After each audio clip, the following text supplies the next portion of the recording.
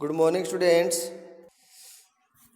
हम हमारे पाठ्य पुस्तक का ग्रामर में, व्याकरण में, हिंदी व्याकरण में पाठ लिंग अर्थात जेंडर पढ़ रहे थे। पिछले पाठ में हमने लिंग की परिभाषा कि लिंग किसे कहते हैं, लिंग के भेद, कितने भेद होते हैं, और पुल्लिंग के बारे में पढ़ा कि किन किन के नाम हमेशा पुल्लिंग में होते हैं, किन के नाम कुछ अपवाद होते हैं, जो जैसे मान लीजिए ग्रहों के नाम सभी पुल्लिंग में होते हैं, केवल पृथ्वी का नाम स्त्रीलिंग में होता है। आदि जानकारियां हमने हमारे पिछले वीडियो में ली थी। आज हम सब पढ़ेंगे स्त्रीलिंग के बारे में, अर्थात स्त्रीलिंग किसे कहते हैं, स्त्रीलिंग के नियम कौन कौन से हैं, और वे कौन से शब्द हैं जो हमेशा स्त्रीलिंग में रहते हैं, और वे कौन से शब्द हैं जिन्हें पुल्लिंग बनाने के लिए केवल एक दूसरा शब्द जोड़ दिया जाता है, और वे कौन से शब्द हैं जो स्त्रीलिंग और पुल्लिंग में एक जैसे रहते हैं। आदि जानकारियां हम लेंगे। सबसे पहले एक बात कर ली जाए, मैंने पिछले वीडियो में बताया था कि अपवाद क्या है। अपवाद का तात्पर्य होता है अपने व्याकरण के नियम के अनुसार वह शब्द न होकर, ना बदलकर वैसा का वैसा ही रहे। जैसे मान लीजिए मैं अपने नाम का उदाहरण देता हूँ, जैसे पंकज। पंकज नाम क्या है, पुल्लिंग है, और पंकज का नाम किनका होता है, लड़कों का होता है। परंतु अपवाद स्वरूप यानी नियम के विपरीत भी आज अनेक बालिकाओं का नाम भी पंकज है। तो इसका मतलब ये नहीं कि पंकज स्त्रीलिंग शब्द है, पंकज अकारांत पुल्लिंग शब्द है, परंतु इसे महिलाएं भी प्रयोग में ले सकती हैं। इसे कहते हैं अपवाद, अर्थात जो नियम के साथ विपरीत अपना शब्द बनता है उसे कहते हैं अपवाद। और जिस प्रकार पुल्लिंग में जो अपवाद थे, अनेक अपवाद हमारे स्त्रीलिंग में भी रहेंगे। ठीक है, अब पढ़ते हैं हम स्त्रीलिंग के बारे में। सबसे पहले स्त्रीलिंग की परिभाषा। स्त्री जाति की पहचान कराने वाले संज्ञा शब्द स्त्रीलिंग कहलाते हैं, अर्थात जिन शब्दों से हमें ये पता चले कि ये स्त्री जाति की पहचान करा रहा है, वे सभी शब्द हमेशा स्त्रीलिंग में आते हैं। जैसे कमला, गाय, लता, पत्ती, धरती, रात्रि आदि शब्द ऐसे हैं जो हमें स्त्रीलिंग की पहचान करते हैं। जैसे कमला तो बोला तो स्त्री का नाम स्त्रीलिंग, अगर हमने कमल बोलते तो पुल्लिंग में चला जाता। इसलिए कहते हैं वे शब्द जो स्त्री जाति की पहचान करा रहे हैं वे सभी शब्द स्त्रीलिंग कहलाते हैं। स्त्रीलिंग पहचानने के नियम, स्त्रीलिंग को आप कैसे पहचानोगे। देखिए, कुछ संज्ञा शब्द हमेशा स्त्रीलिंग में ही रहते हैं। जैसे मछली, कोयल, जूं, मक्खी, चील, मैना, तितली, गिलहरी, लोमड़ी आदि। ऐसा नहीं कि ये पुल्लिंग में नहीं होते हैं, परंतु ये जो शब्द हैं ये हमेशा स्त्रीलिंग में ही प्रयोग किए जाते हैं। अगर हमें इनका लिंग परिवर्तन करना है, यदि हम इनको पुल्लिंग में बदलना है, तो इन सभी शब्दों के आगे नर शब्द जोड़ दिया जाएगा, वो तुम्हें पुल्लिंग के रूप बन जाएंगे। जैसे मछली स्त्रीलिंग शब्द है, परंतु अगर इसका हमें लिंग परिवर्तन करना हो तो हम लिख देंगे नर मछली। क्या लिख देंगे हम, नर मछली, नर कोयल, नर जू, नर मक्खी, नर चील। और अगर हमें स्त्रीलिंग बनाना हो तो हम लिख सकते हैं मादा मछली, मादा कोयल, मादा मक्खी, चील इत्यादि से हम इनका लिंग परिवर्तन कर सकते हैं। पुल्लिंग और स्त्रीलिंग हम दोनों ही बना सकते हैं। परंतु कोई आपसे ये पूछे कि मछली शब्द स्त्रीलिंग है या पुल्लिंग, तो आपको कहना है स्त्रीलिंग है। जब तक इसमें नर शब्द नहीं जोड़ा जाएगा तब तक ये स्त्रीलिंग ही रहेगा। तो जैसे हमने जोड़ा नर मछली और मादा मछली, तो स्त्रीलिंग और पुल्लिंग दोनों में चला जाता है नर या मादा शब्द जोड़ने पर। परंतु मछली शब्द, कोयल, तितली, गिलहरी ये सभी शब्द हमेशा स्त्रीलिंग में ही प्रयोग किए जाते हैं। इसलिए हमें यही कहना है कि ये शब्द स्त्रीलिंग होते हैं। अब देखिए, हमने शरीर के कुछ अंग पढ़े थे पुल्लिंग के अंदर कि ये शरीर के शब्द हमेशा पुल्लिंग में होते हैं। मैं दोबारा बताता हूँ, कान, मुंह, गला, सिर, पाँव, हाथ, बाल, दांत, नाखून आदि शब्द हमेशा पुल्लिंग में होते हैं। परंतु मैंने पहले बताया था कि शरीर के कुछ अंग स्त्रीलिंग भी होते हैं। अब स्त्रीलिंग कौन कौन से होते हैं देखिए, एड़ी, उंगली, कमर, नाभि, पलक, आँख, हथेली, जिह्वा, नाक आदि शब्द हमेशा स्त्रीलिंग में होते हैं। इसलिए मैंने कहा था कि शरीर शब्द तो पुल्लिंग है, परंतु शरीर के अंगों के नाम स्त्रीलिंग और पुल्लिंग दोनों में ही आते हैं। पुल्लिंग के समय हमने पुल्लिंग में जो शब्द आते हैं उनका अध्ययन किया था, और स्त्रीलिंग में जो शब्द स्त्रीलिंग में आते हैं उनका अध्ययन कर रहे हैं। इसलिए कोई आपसे पूछे कि शरीर के अंगों के नाम किस में आते हैं, तो आपको कहना है पुल्लिंग और स्त्रीलिंग दोनों में आते हैं। वो पूछे कैसे, तो आपको उदाहरण देना है। कान, मुंह, गला, सिर आदि तो होते हैं पुल्लिंग, और एड़ी, उंगली, कमर, नाभि आदि होते हैं स्त्रीलिंग शब्द। अब देखिए, भाषा तथा बोली और लिपियों के नाम अधिकतर स्त्रीलिंग में ही होते हैं। आप कितनी भाषा देखिए, उन सबके और उनकी जो लिपियां हैं उन सबके नाम स्त्रीलिंग में ही होते हैं। जैसे हमने सबसे पहला चैप्टर पढ़ा था हमारा भाषा, लिपि और व्याकरण, उसमें हमने लिपियों के नाम थे। जैसे हम भाषाओं के नाम थे, एक बार देख लेते हैं। जैसे हमने कहा हिंदी, संस्कृत, ये दोनों भाषाएं, इसके अलावा मराठी, नेपाली, संथाली, अंग्रेजी, फ्रेंच, उर्दू, पंजाबी आदि भाषाएं सभी स्त्रीलिंग में होती है। परंतु और साथ में इनकी लिपियां भी किस में होती है, स्त्रीलिंग में। जैसे देवनागरी, फारसी, गुरुमुखी, रोमन आदि लिपियां भी स्त्रीलिंग में ही होती है। अब बात करते हैं बोली की। तो हमारी जो लोकल बोली, जिसे लोकल भाषा भी कहते हैं, चाहे वो अवधी हो, मैथिली हो, राजस्थानी हो, मारवाड़ी हो, मेवाड़ी हो, ढूंढाड़ी हो, ये सभी काठियावाड़ी हो, ये सभी भाषाएं, बोलियां जो अलग अलग ज़िलों में, अलग अलग राज्यों में बोली जाती है, वे सब बोलियां भी हमेशा स्त्रीलिंग में ही होती हैं। अब देखिए, नदियों के नाम प्राय यानी अधिकतर नदियों के नाम स्त्रीलिंग में ही होते हैं। जैसे हमारे अगर भारत देश की नदियों की बात की जाए, सबसे पहले हम राजस्थान की बात करते हैं तो हमारे टोंक, उसमें भी टोंक की बात करते हैं। टोंक बनास नदी के किनारे बना हुआ है, तो ये बनास शब्द भी स्त्रीलिंग में आता है। और बनास की सहायक नदियां हैं खारी, बांडी, मासी, मेज आदि नदियां भी स्त्रीलिंग में आती हैं। और हमारे भारत देश की बात करें तो गंगा, यमुना, कावेरी, नर्मदा, गोदावरी, शिप्रा सभी नदियां हमेशा स्त्रीलिंग में होती हैं। परंतु इसमें भी अपवाद है। मैंने कहा था अधिकतर नदियों के नाम स्त्रीलिंग में आते हैं, लेकिन कुछ अपवाद स्वरूप कुछ नदियों के नाम पुल्लिंग में भी आते हैं। जैसे आसाम के लेते हैं ब्रह्मपुत्र, सिंधु और सोन, इन नदियों के नाम अपवाद स्वरूप पुल्लिंग में भी आते हैं। परंतु अधिकतर नदियों की बात की जाए तो हमारी अधिकतर नदियों के नाम हमेशा स्त्रीलिंग में ही आते हैं। इसलिए कोई आपसे पूछे कि नदियों के नाम किस में आते हैं, स्त्रीलिंग में आते हैं। परंतु अपवाद स्वरूप अर्थात व्याकरण के नियम के अतिरिक्त ब्रह्मपुत्र, सिंधु और सोन नदियां पुल्लिंग में भी आती हैं। अब बात करते हैं हिंदी तिथियों के नाम।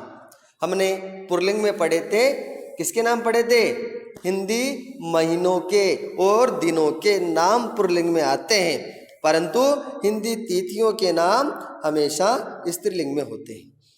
इसके दिनों और मास, हिंदी मास और हिंदी दिनों के नाम किस में आते हैं, पुल्लिंग में, और हिंदी तिथियों के नाम हमेशा आते हैं स्त्रीलिंग में आते हैं। किस में आते हैं, स्त्रीलिंग के अंदर। तो वे तिथियां कौन कौन सी है, इसके बारे में भी हम जानकारी लेते हैं। हिंदी तिथियों के नाम प्राय स्त्रीलिंग में होते हैं। जैसे चतुर्थी, पंचमी, अमावस्या, पूर्णिमा, दूज, तीज, चतुर्थी, षष्ठ, अष्टमी, नवमी आदि तिथियां हमारी स्त्रीलिंग में ही आती है। अब हम नक्षत्रों की बात करें तो ऐसे अलग अलग बात करें, नक्षत्र पुल्लिंग में होते हैं। अब देखिए, निर्जीव पदार्थों में जिन संज्ञा शब्दों के अंत में ई या ई आए वे संज्ञाएं स्त्रीलिंग होती है। अर्थात जिन निर्जीव पदार्थों में, हमने इससे पहले पढ़ा था पुल्लिंग में अगर कोई निर्जीव पदार्थ अकारांत होते हैं तो वे अधिकतर पुल्लिंग होते हैं। जैसे पंख है, शंख है, पुष्प है, जल है, पर्वत है, वन है, नगर है, पवन है।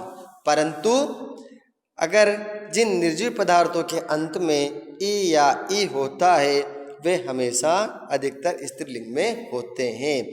हंसी अंत में ई, नदी, बोली, चाबी, रोटी, चटनी, इलायची आदि शब्द हमेशा स्त्रीलिंग में होते हैं। परंतु अपवाद यहाँ पर भी है।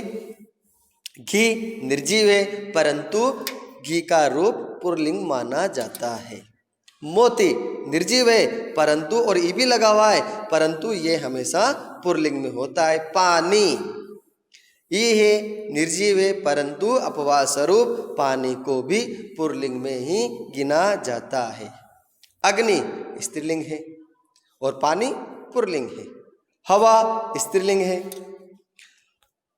अब देखिए भोजन के नाम, अर्थात भोजन के नामों में रोटी, दाल, खीर, पूरी, सब्जी, कचौरी आदि शब्द, संज्ञा शब्द किस में आते हैं? भोजन के नाम जो वगैरह हैं स्त्रीलिंग में आते हैं।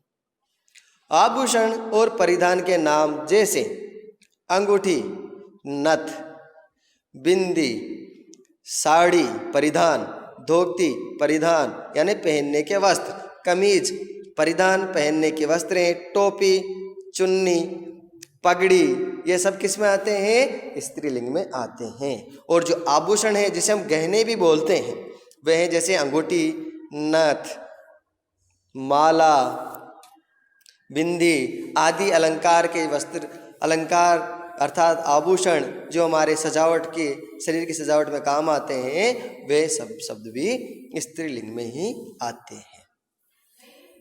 निम्न प्रत्यय वाले शब्द भी स्त्रीलिंग में होते हैं। जिस प्रकार हमने पुल्लिंग में अध्ययन किया था कि निम्नलिखित प्रत्यय युक्त संज्ञाएं भी पुल्लिंग में आती है। जैसे पन, लड़कपन, बचपन, अपनापन किस में आया था? पुल्लिंग में। आव प्रत्यय से युक्त शब्द भी किस में आए थे? पुल्लिंग में। मनमुटाव, भाव और पा प्रत्यय से युक्त शब्द भी किस में आए थे? पुल्लिंग में। जैसे मोटापा, बुढ़ापा आदि। उसी प्रकार निम्न प्रत्यय वाले शब्द स्त्रीलिंग में आते हैं। सबसे पहले लेते हैं आवट, थकावट, सजावट, मिलावट आदि। आय पढ़ाई, सिलाई, लिखाई, विदाई आदि शब्द आ गए। या डिबिया, लुठिया, कुटिया आदि शब्द इसमें आ जाते हैं। लता, लता, संगीता, मधुरता, कविता, विनीता आदि शब्द किसमें आते हैं? स्त्रीलिंग में आते हैं।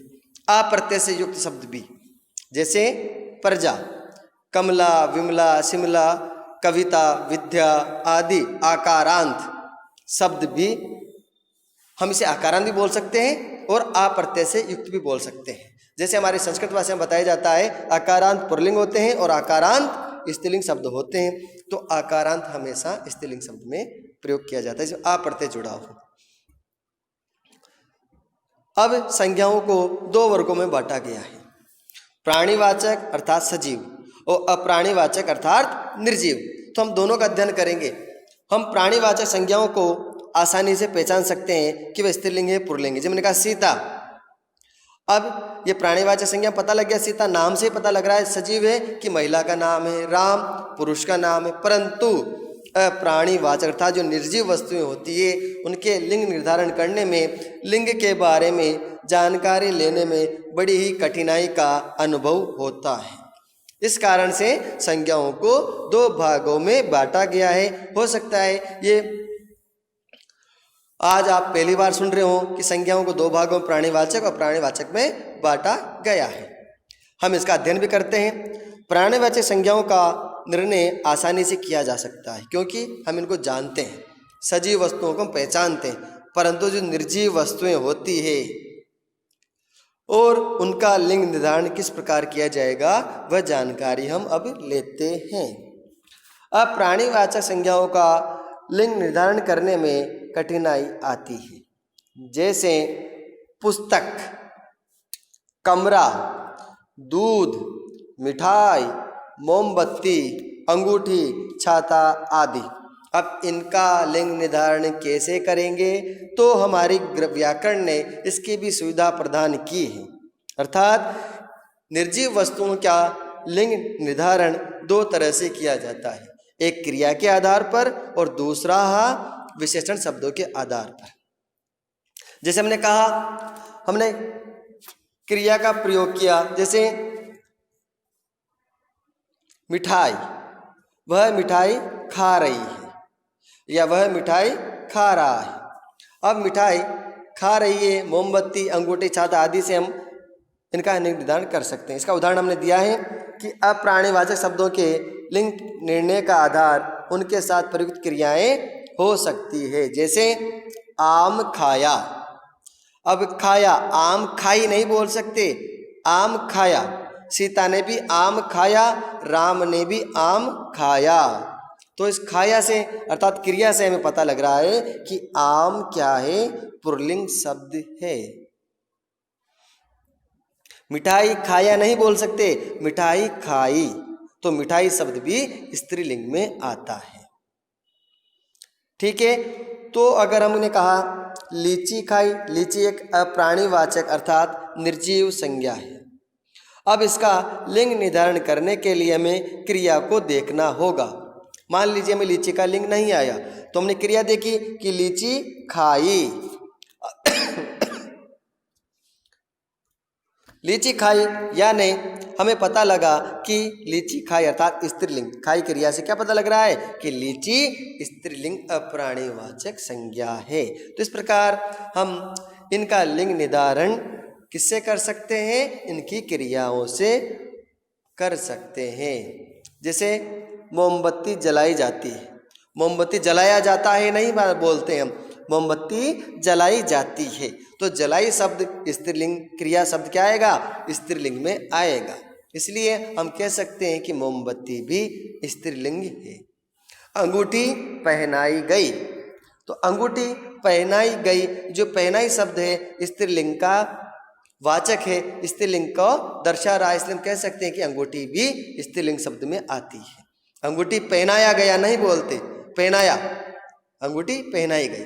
ठीक है, बाकी आप गलत शब्द इस्तेमाल कर सकते हो, अंगूठी पहनाया, अंगूठी पहनाई बोली जाती है। इसी प्रकार हम अप्राणीवाचक संज्ञाओं का निर्धारण उनकी क्रिया के आधार पर भी कर सकते हैं। अब इसका दूसरा नियम है, अप्राणीवाचक शब्दों के लिंग निर्णय का आधार शब्दों के साथ आए विशेषण शब्द से भी हो सकता है। अर्थात विशेषण शब्द से भी हो सकता है। जो संज्ञा और सर्वनाम की विशेषता बताए उसे विशेषण कहते हैं। जैसे पंखा, अब इसमें हमने एक उदाहरण लिया है, यह पंखा नया है।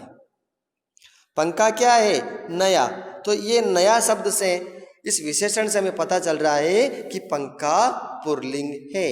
हमने पंखा नई नहीं बोल सकते कि पंखा नई है, अर्थात पंखा के साथ नया शब्द ही लोगना पड़ेगा और नया शब्द पुल्लिंग को दर्शा रहा है। इसलिए हम कह सकते हैं कि ये जो पंखा है ये स्त्रीलिंग न होकर के पुल्लिंग में आएगा। और हमें किससे पता चला, ये हमें इस विशेषण शब्द से पता चला। इसका उदाहरण और लेते हैं, मेरी कार पुरानी है। अब कार शब्द से जब तक हमने इसको विशेषण जोड़ा तो हमें पता चलता है कि कार किस प्रकार का शब्द है, कार स्त्रीलिंग शब्द है। तो किससे पता लगा, इस पुरानी जो विशेषण शब्द हमने जोड़ा उससे पता लग रहा है। जैसे हमने एक उदाहरण लेते हैं, ये कमीज छोटी है। कमीज यानी हमारी शर्ट भी बोल सकते हैं, कमीज छोटी है। अब कमीज छोटा है नहीं बोल सकते, कमीज के लिए हमने क्या प्रयोग किया, छोटी शब्द प्रयोग किया और छोटी शब्द स्त्रीलिंग को दर्शा रहा है। इसलिए हम कह सकते हैं कि कमीज भी किस में आता है, कमीज भी स्त्रीलिंग शब्द में आता है। जैसे मैंने कहा, मेरी बोतल कहाँ गई। अब बोतल शब्द क्या हुआ? स्त्रीलिंग हुआ, क्योंकि मैंने क्या प्रयोग किया क्रिया इसके लिए? कहाँ गई। मैंने बोतल कहाँ गया नहीं बोला, कहाँ गया बोलता तो ये गलत है, क्योंकि बोतल कहाँ गया शब्द बनता ही नहीं है। तो बोतल कहाँ गई, गई क्रिया लगी, इसलिए इसको क्या बोलते हैं? हम स्त्रीलिंग बोल सकते हैं। इस प्रकार हम कह सकते हैं कि अप्राणीवाचक संज्ञाओं के लिंग निर्धारण के लिए हमें कभी कभी क्रिया और विशेषण शब्दों का भी इस्तेमाल करना पड़ता है या लगाना पड़ता है, तभी हमें अप्राणीवाचक संज्ञाओं का लिंग निर्धारण कर सकते हैं या लिंग निर्धारण में सुविधा रहती है। अब पढ़ते हैं लिंग निर्धारण के या लिंग निर्णय करने के कुछ नियम, कि हमें लिंग निर्णय करना हो तो किस प्रकार किया जाए। वैसे हम सब कुछ पढ़ चुके हैं, फिर भी हमारी सुविधा के लिए थोड़ी सी जानकारी और लेते हैं हमारी ज्ञान प्राप्ति के लिए, क्योंकि हमने पहले बता चुका, अगर कोई शब्द हमेशा स्त्रीलिंग में है और उसका पुल्लिंग बनाना है तो उसके साथ नर शब्द जोड़ दिया जाता है। कोई शब्द हमेशा पुल्लिंग में रहता हो और उसे स्त्रीलिंग बनाना हो तो उसके साथ मादा शब्द जोड़ दिया जाता है, जैसे भालू। अब भालू क्या है? पुल्लिंग शब्द है, परंतु जब हमें स्त्रीलिंग बनाना होगा तो उसे हम जोड़ देंगे मादा भालू। मछली स्त्रीलिंग है, पुल्लिंग बनाना होगा तो नर शब्द जोड़ देंगे। इस प्रकार नर और मादा शब्द जोड़कर भी हम उनके लिंग निर्धारण कर सकते हैं, जो पुल्लिंग और स्त्रीलिंग में एक जैसे। इसका पहला नियम पढ़ते हैं। कुछ प्राणीवाचक संज्ञाएं ऐसी हैं जो पुल्लिंग और स्त्रीलिंग में समान रूप से प्रयुक्त होती है। इनमें भेद पहचान के लिए पुल्लिंग से पहले नर और स्त्रीलिंग से पहले मादा शब्द लगा दिया जाता है। जैसे उल्लू हमेशा पुल्लिंग में रहता है, परंतु इसका स्त्रीलिंग बनाना हो तो मादा शब्द जोड़ देंगे। भालू हमेशा पुल्लिंग में रहता है, परंतु इसके लिए अगर स्त्रीलिंग बनाना होगा तो मादा शब्द हम जोड़ देते हैं। इस प्रकार हम कह सकते हैं कि नर और मादा शब्द जोड़कर भी हम शब्दों का, संज्ञाओं का लिंग निर्धारण कर सकते हैं। कुछ शब्द ऐसे हैं जो पुरुष जाति के लिए प्रयुक्त होने पर पुल्लिंग और स्त्री जाति के लिए प्रयुक्त होने पर स्त्रीलिंग माने जाते हैं। अर्थात प्रधानमंत्री, अगर महिला है तो प्रधानमंत्री, राष्ट्रपति, राजदूत, डॉक्टर, मैनेजर, ये पुल्लिंग और स्त्रीलिंग में एक जैसे होते हैं। जिसके साथ प्रयोग करेंगे इनका लिंग वैसा ही बन जाता है। कुछ संज्ञा शब्दों का प्रयोग केवल स्त्रीलिंग के लिए होता है, जैसे सती, नर्स, सवारी, धाय आदि। धाया होता ही नहीं, सवारा कोई शब्द होता ही नहीं है, नर्स नर्स ही रहेगा, मेल नर्स, फीमेल नर्स, ठीक है। तो ये शब्द हमेशा स्त्रीलिंग में होती हैं। सती हमेशा स्त्रीलिंग में प्रयुक्त होता है, पुरुष के लिए ऐसा कोई शब्द है ही नहीं। कुछ शब्द सदैव स्त्रीलिंग में ही प्रयुक्त होते हैं, उन्हें नित्य स्त्रीलिंग शब्द कहते हैं। जैसे हमने पहले पढ़ा, मछली, छिपकली, मक्खी, चील, अर्थात जो हमेशा, नित्य, हमेशा, सर्वदा स्त्रीलिंग में प्रयोग किए जाएंगे उन्हें नित्य स्त्रीलिंग शब्द भी कहते हैं। और जो शब्द हमेशा पुल्लिंग में प्रयुक्त किए जाते हैं उन्हें हमेशा नित्य पुल्लिंग शब्द भी कहते हैं। जैसे खटमल, बिच्छू, कान खजूरा, मगर, मगर यानी मगरमच्छ, सारस, बाज, भेड़िया आदि शब्द ऐसे होते हैं जो हमेशा पुल्लिंग में रहते हैं। इनका स्त्रीलिंग बनाने के लिए इनके साथ मादा शब्द को जोड़ा जाता है, जैसे नर भेड़िया और मादा भेड़िया। इस प्रकार हम इसका लिंग निर्धारण कर सकते हैं। यही हमारे पुल्लिंग और स्त्रीलिंग के बारे में हमने इसमें जानकारी प्राप्त की। अब एक नज़र डालते हैं कि लिंग परिवर्तन के कौन कौन से नियम हैं। सबसे पहले है आ प्रत्यय जोड़कर, अर्थात शब्द के अंत में आ प्रत्यय जोड़कर भी हम पुल्लिंग को स्त्रीलिंग बना सकते हैं। जैसे बाल, बाला, शिष्य, शिष्या, छात्र, छात्रा, आचार्य, आचार्या, आचार्य यानी शिक्षक, आचार्य यानी हमारी शिक्षिका, शिक्षक से शिक्षिका, शिक्षिका भी बन सकता है, कमल से कमला भी बन सकता है। समझ गए? जैसे प्रिय से प्रिया, अनुज से अनुजा, अनुज छोटा भाई, अनुजा बड़ी छोटी बहन, भवदीय, भवदिया, अनेक, महोदय, महोदया, अनेक ऐसे शब्द हैं जो आ प्रत्यय जोड़कर हम बना सकते हैं। ई प्रत्यय जोड़कर, इनके अलावा भी अनेक शब्द हम जो बना सकते हैं, जैसे नानी, दादा से दादी, ठीक है, कुमार से कुमारी, लड़का से लड़की, देव से देवी, चींटा से चींटी, अनेक शब्द हैं हाँ जो हम इनके अलावा भी ई प्रत्यय जोड़कर बना सकते हैं। ये सब पुल्लिंग शब्द हैं। इनमें हमने ई जोड़ा, बच्चा, बच्ची, चाचा, चाची, मामा, मामी, थाल, थाली आदि शब्द इससे बन सकते हैं। इनके अलावा भी यहाँ प्रत्यय जोड़कर भी हम अनेक पुल्लिंग शब्दों को स्त्रीलिंग में बदल सकते हैं। उसके लिए हमें केवल याद करना पड़ेगा, लोटा, लोटिया, चूहा, चुईया, गुड्डा, गुड़िया, डिब्बा, डिबिया, बेटा, बिटिया, बुढ़ा, बुढ़िया आदि अनेक शब्द इनके अलावा भी बन सकते हैं। नी प्रत्यय जोड़कर चोर, चोरनी, मोर, मोरनी, पुत्र, पुत्री, ऊंट, ऊंटनी, जाट, जाटनी आदि अनेक शब्द ऐसे बन सकते हैं। इन प्रत्यय जोड़कर नाग, नागिन, बाघ, बागिन, बाघ बोलते हैं टाइगर को, तो बाघ, बागिन, ग्वाला, ग्वालिन, ग्वाला की जो पत्नी होगी उसे ग्वालिन बोल सकते हैं, या जो महिलाएं पशु चराने जाती है उसे भी हम ग्वालिन कह सकते हैं। मालिक, मालकिन, इस प्रकार इन प्रत्यय जोड़कर भी हम बहुत से पुल्लिंग शब्दों को स्त्रीलिंग में परिवर्तन कर सकते हैं। इन्हीं प्रत्यय जोड़कर स्वामी, स्वामिनी, हंस, हंसिनी, आज्ञाकारी, आज्ञाकारिणी, हाथी, हथिनी, इनके अलावा भी बहुत शब्द हैं। तपस्वी, तपस्विनी, तपस्वी यानी जो जंगल में तपस्या करता है, और अगर कोई महिला तपस्या करती है तो उसको बोलते हैं तपस्विनी। स्वामी, स्वामिनी आदि शब्द भी बना सकते हैं। अब लीजिए आयन प्रत्यय को जोड़कर, जैसे हमारे पुस्तक में दे रखे हैं ठाकुर, ठकुराइन, चौधरी, चौधराइन, पंडित, पंडिताइन, लाला, लालाइन आदि शब्द भी हम आयन प्रत्यय जोड़कर पुल्लिंग शब्दों को स्त्रीलिंग में बदल सकते हैं। अब है आनी प्रत्यय जोड़कर। आनी में जैसे हमने लिखा देवर पुल्लिंग शब्द है, इसका स्त्रीलिंग बनाएंगे तो देवरानी। नौकर, अगर कोई पुरुष नौकर होगा तो उसको नौकर बोलेंगे, अगर कोई स्त्री नौकर होगी तो उसे नौकरानी। सेठ जी को सेठानी, उनकी धर्मपत्नी को सेठानी भी कह सकते हैं। जेठ, जेठ जी की पत्नी को जेठानी भी कह सकते हैं। इस प्रकार आनी प्रत्यय जोड़कर भी हम अनेक शब्द बना सकते हैं। इनके अलावा भी अब देखिए ता को त्री में बदलकर, जैसे अभिनेता, अभिनेत्री, इस ता को हमने किस में बदला? त्री में। दाता, देने वाला, दात्री, देने वाली।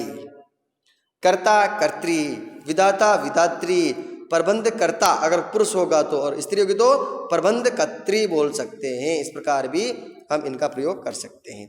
एका प्रत्यय जोड़कर नायक, नायिका, गायक, गायिका, सेवक, सेविका आदि से हम इसका प्रत्यय बना सकते हैं।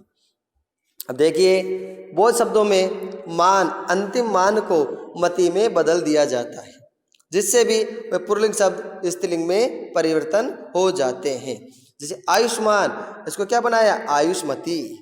बुद्धिमान, और कोई लड़का है तो जैसे राम बड़ा ही बुद्धिमान है, और किसी महिला के लिए लेंगे तो सीता बड़ी ही बुद्धिमती स्त्री है। इस प्रकार इनका प्रयोग किया जाए। श्रीमान, हम जब पिता का नाम बोलते हैं तो श्रीमान ये नाम होता है, हमारे पिता का नाम लिख देते हैं। अगर माँ का नाम बोलना हो तो श्रीमती लगाकर बोलते हैं, तो श्रीमान और श्रीमती। वान को भी वती में बदलकर, वान को भी वती में बदलकर हम इनके लिंग परिवर्तन कर सकते हैं। पुत्रवान, पुत्रवती। गुणवान, और किसी पुरुष को बोलेंगे और स्त्री के लिए बोलेंगे तो बड़ी ही गुणवती महिला है, और किसी पुरुष के लिए बोलेंगे तो बड़ा रूपवान है, और किसी स्त्री के लिए बोलेंगे तो रूपवती शब्द का इस्तेमाल किया जाता है। अब देखिए कुछ विशेष शब्द जिनका स्त्रीलिंग में निम्नलिखित रूप बन जाता है। जैसे वर, वर का स्त्रीलिंग बनेगा वधु। विद्वान, कोई पुरुष होगा, जब वाल्मीकि बड़े विद्वान थे तो विदुषी, माँ अनुसुईया बड़ी ही विदुषी महिला थी। नर, मादा, नर का नारी भी होता है और मादा भी बना सकते हैं। वीर, अगर जैसे महाराणा प्रताप बड़े ही वीर थे। वीरांगना, झांसी की रानी बड़ी ही वीरांगना महिला थी। तो पुरुष के लिए तो वीर शब्द का इस्तेमाल करेंगे और स्त्री के लिए वीरांगना शब्द का इस्तेमाल हम करते हैं। कवि, जैसे अगर हमारी पुस्तक को लिखने वाला है कोई पुरुष है तो वे कवि, और अगर कोई महिला है तो उसे हम कवियत्री कहते हैं। जैसे मीराबाई कवियत्री है, मेदिनीचंद्र गुप्त कवियत्री है, हरिवंश राय बच्चन कवि हैं, युवक युवती, बादशाह और बादशाह की जो पत्नी होती है उसे बोलते हैं बेगम। जिस राजा रानी वैसे बादशाह की पत्नी को बोलते हैं हम बेगम। इस प्रकार यह हुआ हमारा लिंग के बारे में अध्ययन समाप्त। अर्थात हमने पढ़ा इस चैप्टर में पुल्लिंग और स्त्रीलिंग दोनों को पहचानने के नियम।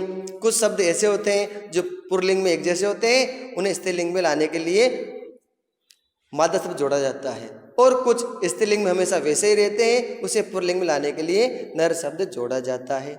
कुछ अप्राणीवाचक संज्ञाओं को पहचानने के करने के लिए उनके क्रिया शब्द और या उनके विशेषण शब्दों से उनकी पहचान की जाती है कि ये अप्राणीवाचक अर्थात निर्जीव जो संज्ञा है वह पुल्लिंग है या स्त्रीलिंग, इसकी जानकारी हमें उनके साथ प्रयोग में ली जाने वाली क्रियाओं और विशेषण शब्दों से किया जाता है।